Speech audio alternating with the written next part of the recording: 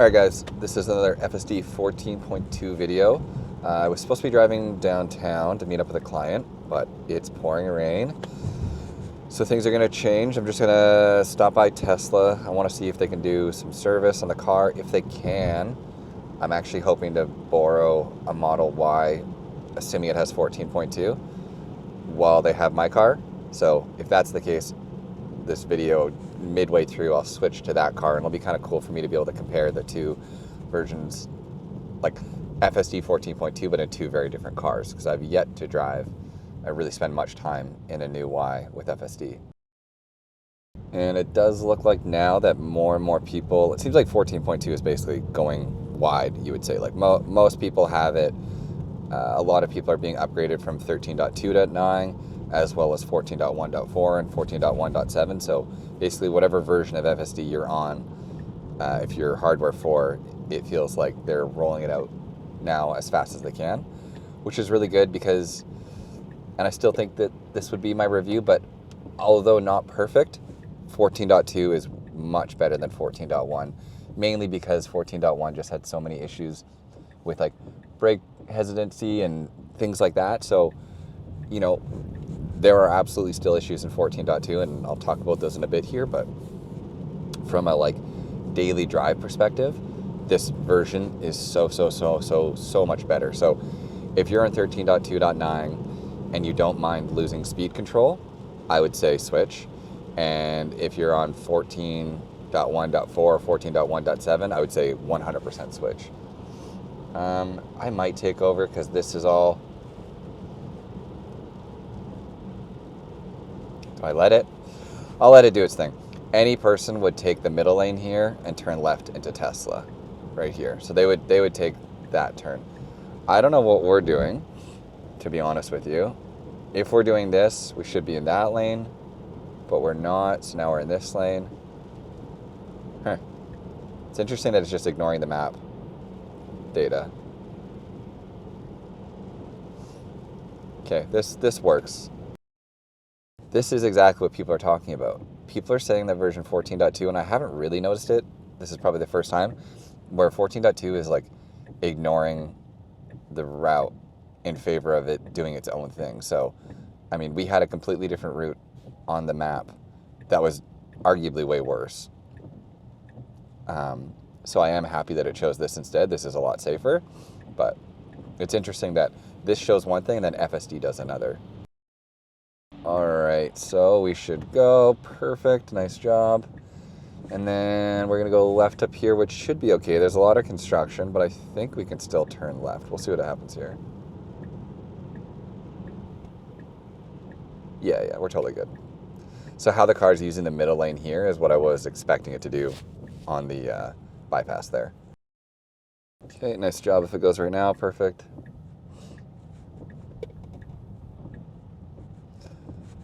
So there was a post I made a few days ago. I'll put it up right now. I'm not mad about that though, to be honest. Like in some ways, at times, standard felt too quick. I don't know. It's an impossible thing to solve. Everybody's opinion is going to be a little bit different. Some people want the car to speed. Some people don't want the car to speed. Even me posting about about Tesla taking away max speed makes me realize how different people feel about FSD and how different people feel about just driving in general. Because I can say, like, I'll die on the hill that the car should do X and Y.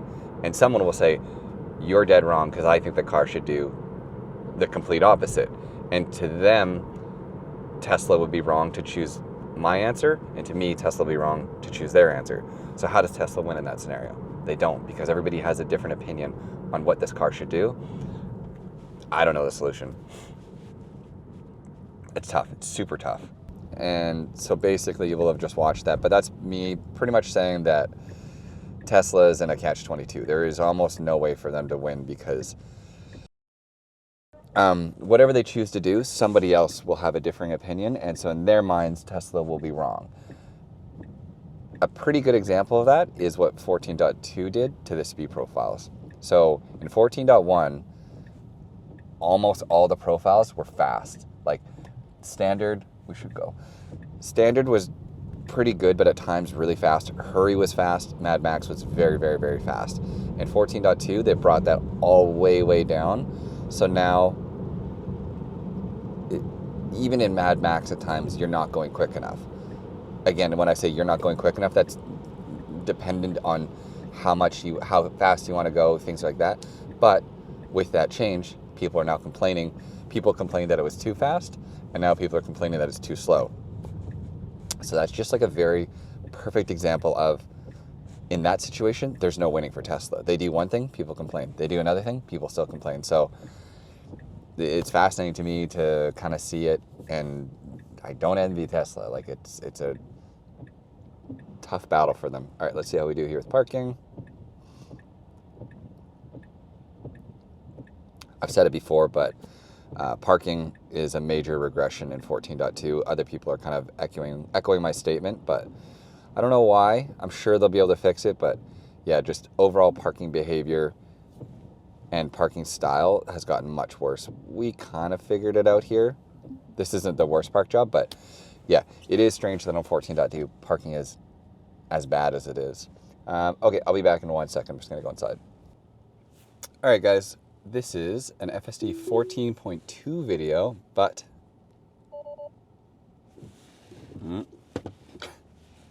I'm in the new Model Y. So I stopped at Tesla. My car's right there. They were nice enough to, in the rain, this guy, shout out to the Tesla Center here in Surrey, Langley. Super nice. He went out to all the cars and found the one that has version 14.2. So that was really nice of them, and I'm now just meeting up with one of the guys on X. He messaged me while I was in Austin, asking if I could pick up an Optimus bot, like the gold one. So I grabbed it for him. We're gonna meet up at the McDonald's here, but I figured it was like a good excuse to try out FSD in the Y. I did try the new Y basically as soon as it came out. Gave my little first impressions. There'll be like a link to that video below, but this will be more a test of FSD on it versus my car and see if I notice any differences overall. I mean, the first thing I'll say, I prefer the ride height and like feel of the Y 100% compared to the 3. I love my 3. I think it's a great car, but this car's nice. One thing while we're driving here, I think by default it must not be here. So I think as of right now, the only way for me to, I could be wrong, the only way for me to like turn on and off my heated seats is for me to press this and then do it here. A huge pro tip, and I have no idea why it wouldn't be this way by default. If you go into here and then right here where it says left seat, if you press and hold, you can like drag it into here. And then if there's somebody sitting in that seat, you can do the same thing and like put their seat here. And then it's just always an icon down here. It never goes away. And it doesn't eat up an icon in the dock. Like the dock can still have the same 5 or however many it lets you have things. Yeah, 5. So you still get your same 5 dock icons with your recent, but the heated seats sits here, which is very nice. I don't know. I think it should just be that way by default.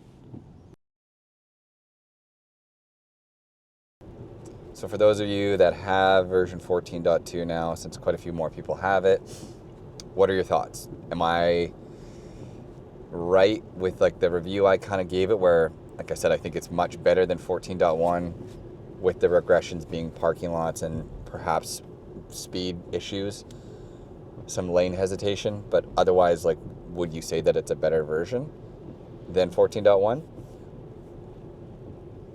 Really good job here. The light went yellow, the braking super smooth. It wasn't harsh at all. That was great. It was also very sad to see, but it's new, obviously. So the self-driving stats when I got in this car were at 57%. We'll bump those numbers up while we do this drive, I'm sure. That'll be an interesting thing to see, though. Like, now that they have the self-driving stats, if you're doing a demo drive or if you work for Tesla service, you'll be able to see, like, how much people really are using FSD that have FSD. Because, you know, it's one of those things like I know that I use it basically 100% of the time, but for the people that do use FSD, how much does the average person use FSD, if that makes sense? Like, obviously there's people that don't use it at all, but for the people that do pay for it, do enjoy it, and do use it, are most people's numbers going to be like in the 90%, or is it going to be like more like 50?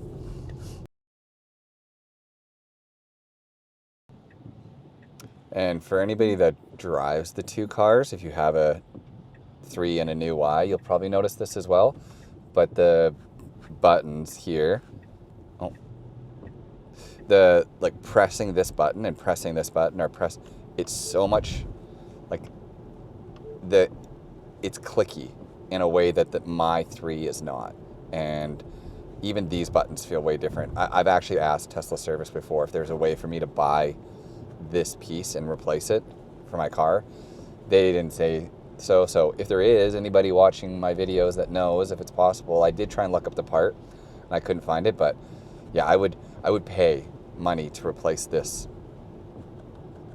on my car, because it's just it gives them like a more of a mushy button press, whereas here it's a very satisfying click. Very small thing, but okay, right on red here, which should be fine. We got a person crossing, so obviously we're going to wait for them, I'm sure. And basically now we can start rolling forward. I would go after this car, because that car's turning. Well, no.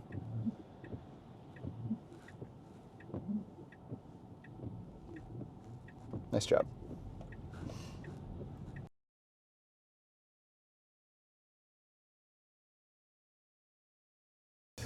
All right, we are getting into a bunch of construction now, so we'll see how this does. We've driven through here a bunch. The car always does a great job. Especially now, this is the area where I notice 14.2 being so much better than 14.1, because 14.1, I drove through here basically every single revision, and like this person where they're standing, we would definitely have brake hesitation just because there's a person near the side of the road. And I get it, but it didn't feel great. And in 14.2, I've yet to feel that. So that to me shows how much better this version is. And I'll take the trade-offs being, worse overall behavior in parking lots in favor of just like a smoother experience on the roads. Insane how much work they're doing here, by the way. While we're driving through construction, maybe I'll do like a little side-by-side, but the other day, Chuck posted or replied to something with me on X, Chuck Cook, who's like OG Tesla FSD content creator, influencer. I respect and look up to that man more than I think he realizes. He genuinely, and I told him this, is like one of the reasons that I am doing what I'm doing is because of him. There's a small handful of people that I watched before I owned a Tesla, and them showcasing FSD and making their videos is what got me so interested in FSD and so interested in buying the car. So anyways, he replied to something and basically said, I have one piece of criticism for you. Here it is. And I asked him, and he said, here it is. And he said that the face cam that I have is too much, since it takes away from some of the screen. I just want to know what you all think about that.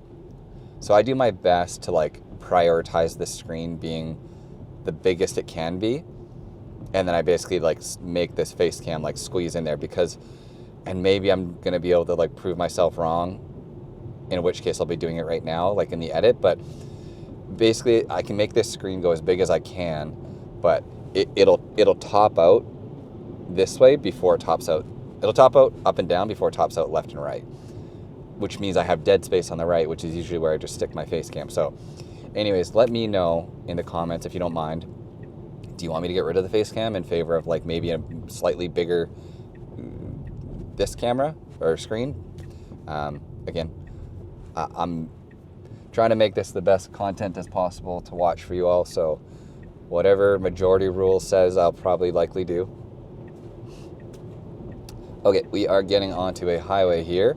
I'm actually very curious. This stretch of road, see where it says 80 here? Right after it says Highway 15. The car has misread 15 before. Yeah, Okay, so, man, I wish there wasn't people behind us. Because I would honestly like to put it into sloth just to see if really and truly it would go 50. Like, okay, I'm going to put it in chill. And like you can see in chill, like, I think we would have slowed down to 15. And I've talked about it before ad nauseum. And we're going to read 80 again. Speed control, something has to come back soon. Like I made a post and I've talked about it a bunch, and you guys are probably, some of you, glossing over this and skipping it, but I genuinely think it's one of it and bad map data are FSD's like biggest holdbacks right now. The cause of any intervention while driving, and I'm counting intervention being like even just touching this wheel, is 100% due to speed control issues. So yeah, that highlights it. If I was driving in sloth, the car would have been going 15 kilometers an hour in an 80, which is super unsafe. Okay, we have an ambulance coming. We shouldn't pull over. Perfect, really good job. I've had that issue before in the past where like an oncoming ambulance in an area like this one is divided by a barrier. We've tried to pull over, but there's no reason for us to. So something also that's interesting, shout out to Project RC. He messaged me on X and he was just like, I'm surprised you haven't noticed this yet, but as of I think just 14.2, they took away the option to bump up in speed profiles by using the pedal. So previously, if you were in chill or sloth or normal or standard and you press the accelerator to like speed the car up, it would, as you were going faster, bump up into the next profiles. So if you were in chill and the car was going too slow and you accelerated, it would go standard, hurry, and all the way to Mad Max if you wanted. I talked about it and I said it was like a feature. I didn't say whether or not I liked it. And they took it away. So it's gone. In 14.2, that doesn't work. To be honest, I think that's better. I think if you're somebody that likes driving in chill and there's a moment where the car's going maybe a little bit too slow, so you press the pedal to like get it going, and inadvertently that puts it into Mad Max at some point, that would be confusing because it's not really, it was never made obvious that that was happening. And like I know 100% that Jay multiple times has had that happen to her, where like on a road where it misreads the speed limit, she would just use the pedal to speed it up. And in that situation, she's like, whoa, why are we in Mad Max? And I was like, well, you touched the pedal. So they took that away. Like I said, I think I'm totally fine with that. And I know also I did do like, I bought a decibel meter and did like side-by-side testing of the 3 versus the Y in terms of cabin noise. And I found them to be like similar at the time, but honestly now that there's like rain and stuff on the road and I'm driving at the speeds, I feel like the Y is notably quieter than the 3. Not FSD related, just comparing the two cars. And like, I don't know if it'll pick it up, but like, so that's window down to show you how loud it actually is. So that's me talking with the window down, and then we're gonna have window up, and it's like dead silent. So window up, window down, car driving, loud, loud, loud, loud, loud, loud, loud. Yeah, crazy. These double pane acoustic, whatever the hell they are, glass is very impressive. So last night, I think, there was an update to the Robotaxi app, and then in that update, now when you open the app, you're prompted with a accept or decline, I think is what it says, message about using the interior camera and microphone for like, I forget the exact wording, but they're basically saying like help overall improvements of whatever the ride. It's funny to me that this isn't honestly like a required opt-in to use the service, because technically you could get a Robotaxi ride with the cabin camera disabled, and then I don't know, what if you spilled something in the back, got out without that video footage, Tesla would have no way of proving that it was you that caused the damage. Or if somebody said, oh, the car was dirty after I got in, so it must have been the person before. The person before is you. You don't have video footage from your ride to prove otherwise. Anyways, I think that should be required to be on in order to use Robotaxi.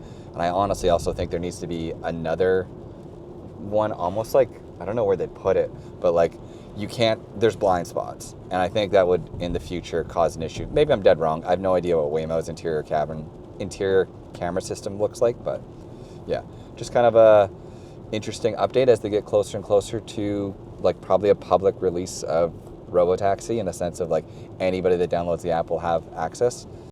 And speaking of that, sort of, in the latest Tesla app update, something kind of interesting is they're showing now, so this is not the Robotaxi app, this is the Tesla app, is there's now like geofences around the Bay Area and I think like Giga Texas and somewhere else. I'll put them on the screen if I can find them, but they're geofences that are called like unsupervised self-driving or something. Read into it how you'd like, but to me that shows what I kind of always thought was going to happen is full self-driving, when it does go unsupervised, it, like for us in the cars, it's going to be geofenced. And it makes a ton of sense that areas that are currently having Robotaxi run through them will be the areas that get FSD unsupervised first. So Austin, Bay Area, probably California, like in and around Los Angeles. I'm messing that wording up, but basically anywhere that Robotaxi exists and has like a map, I think that's where people are also going to get to go unsupervised first. I don't think there's ever going to be a day where FSD version 14. FSD 15 is just all of a sudden the world, North America is FSD unsupervised capable. That's not how it's going to work. I would bet a significant amount of money on it that it's always going to be in like chunks as regulations get approved and as whatever, but it'll be in mapped zones. Much to everybody's dismay, I don't think it's going to be an overnight update that creates FSD unsupervised globally. So I don't know. It's, even though it's not everywhere, it's cool that you're starting to see glimpses of FSD unsupervised being even mentioned in the code. Nice job here. We're slowing down to let this person in, which I appreciate. Perfect. Really good job. Again, I say it all the time. FSD being polite like that is 100% something I think is a great idea, and I appreciate that it does it and drives that way. There was a post a couple of days ago by Elon on X, and it's interesting. It's him just saying that they've met countless times or a bunch of times with like legacy auto, so Ford, Volkswagen, everybody else except for Tesla basically, and have talked about licensing FSD, and basically all of them have either said no or their version of yes is so restrictive that it just would never make sense. And yeah, I don't know, like, I'm not trying to be too much of a biased fanboy here, but like, I don't see a world where, we could have stayed in this lane. I don't see a world where Ford catches up to Tesla FSD in any meaningful way anytime soon. So for right now, it might not seem like a big deal because, you know, I don't know the percentage of people that buy cars for FSD that wouldn't buy the car if it doesn't have FSD. Like, I know there's definitely some people. I will never own a car that doesn't have FSD, but I think the majority of people don't even know what full self-driving is, and that same majority of people will buy whatever car they prefer. Though I assume and I have to hope and assume that at some point soon here, once full self-driving gets to the point where it's like so undeniably good, which I do feel like it's close to that number will start to like skew the other way, and people will only buy the car that effectively drives to them A to B and takes away a lot of the stress of their daily commute. And once that happens, if that's in 6 months, 1 year, 2 year, that's when I think legacy auto is going to really be like, oh, we messed up. Because I don't think Ford's even 5 years away from catching up to Tesla. All right, so we are at McDonald's here. Park in the parking lot. Let's see how it does. Amazing job though. Like, I think 0 issues on the drive all the way here, which is crazy. So we can park there. We can park up near the front. Let's see how we do here. Don't park there. Park anywhere here technically would be fine. Or could nose in up here would be great too.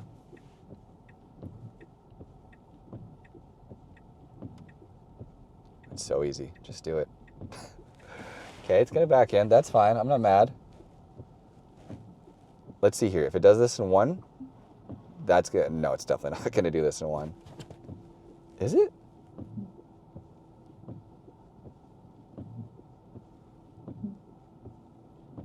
It's interesting. So wow. The Y has the wider field of view enabled for its like rear camera. So like this is jarring to me because I don't see any of this on my 3. Amazing back end. That was really good. The camera just looks way different. So to me, I didn't think we were going to make that, but because of the fisheye view, it's actually just different. Well, that was a better park job than my 3, I think, ever has done, even on 14.1. So it's not looking good. It's looking more and more like I'm going to have to buy a new Y. Okay, 2 seconds. Be right back.